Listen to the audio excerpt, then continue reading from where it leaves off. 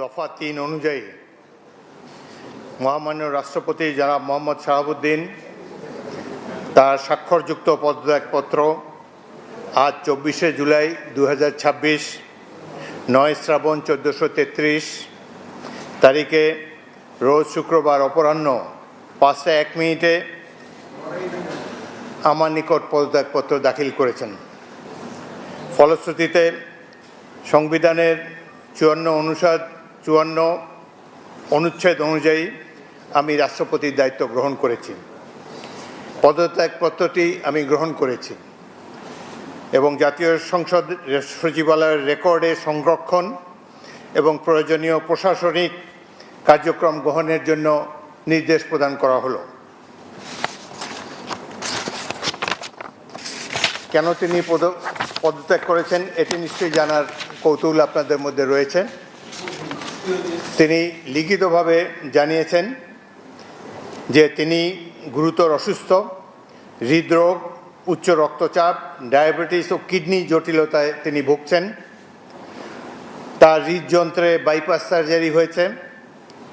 ইদানিং স্বাস্থ্য পরীক্ষার অটোনমিক নিউরোপ্যাথি নামে রোগ শনাক্ত হয়েছে। এই রোগের কারণে তিনি মাঝে মাঝে অচেতন হয়ে পড়েন।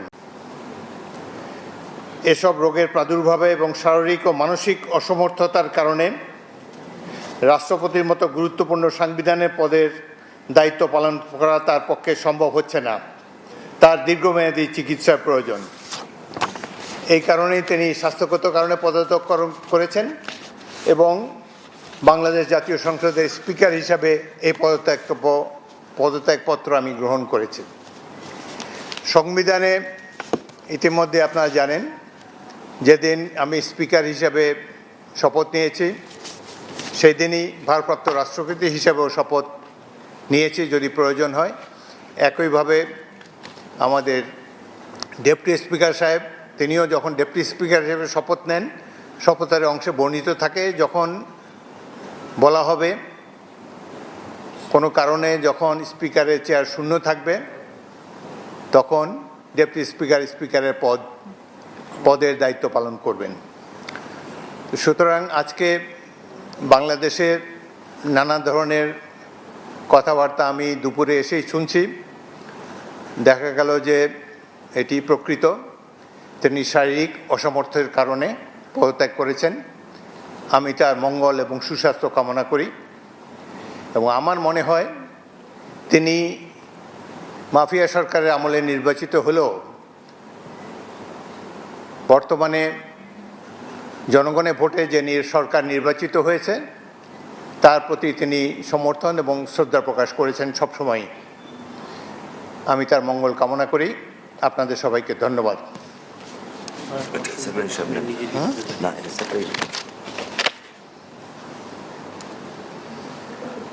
কোনো প্রশ্ন থাকলে একটা দুটো প্রশ্ন করতে পারেন। জি,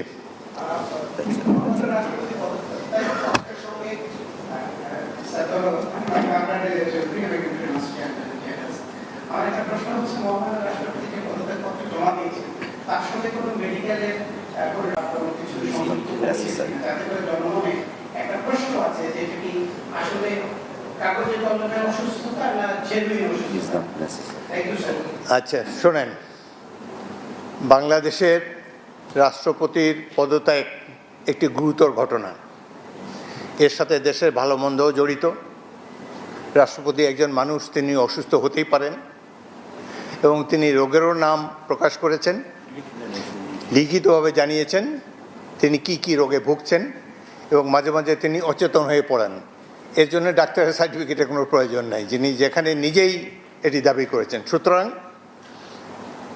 আমরা আশা করি এই পদত্যাগের ফলে সকল ধোঁয়াশা পরিষ্কার হলো। কোনো ধরনের বিশৃঙ্খলা বা কোনো ধরনের বিরূপ মনোভাব কিংবা কনফিউশন যাতে এসব ব্যাপারে না ঘটে। রাষ্ট্রপতি পদত্যাগের আগেও রাষ্ট্রপতিরা পদত্যাগ করেছেন বিভিন্ন কারণে। রাষ্ট্রপতি দেশের একজন সম্মানিত মাননীয় রাষ্ট্রপতি, তিনি পদত্যাগ করতেই পারেন এবং এই চেয়ার তো কখনো শূন্য থাকে না। এবং আমি জাতীয় সংসদের স্পিকার হিসাবে এই পদত্যাগপত্র গ্রহণ করেছি। এটি হলো বাস্তবতা। আশা করি সকল ধরনের কনফিউশন এখন থেকে দূর হয়ে যাবে। আপনাদের সবাইকে অসংখ্য ধন্যবাদ। এই ধরনের প্রশ্ন করবেন না ভাই, কোনো কনফিউশন ক্রিয়েট করবেন না। দেখেন, এক minute please listen to me. আপনারা আমাকে স্পিকার হিসাবেও দেখেছেন, এর আগেও 40 বছর ধরে রাজনীতি করছি, আমি সরাসরি কথা বলতে অভ্যস্ত। সুতরাং কনস্ট্রাকটিভ কথা বলা ভালো। আমি তো প্রশংসাই করলাম তার। তিনি রিজাইন করেছেন স্বাস্থ্যগত কারণে, কি রোগের কথা তিনি বলেছেন, কিভাবে তিনি আমাদের কাছে দিয়ে সেটাই জেনেছি। এরপরে এটার মধ্যে তো আর অন্য কোনো কিছু নেই। যে বলেন, একজন মহিলা বলেন।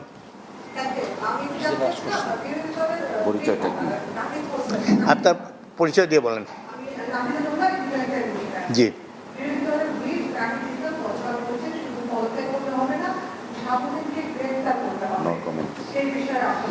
এ ব্যাপারে আমার কোনো মন্তব্য নাই।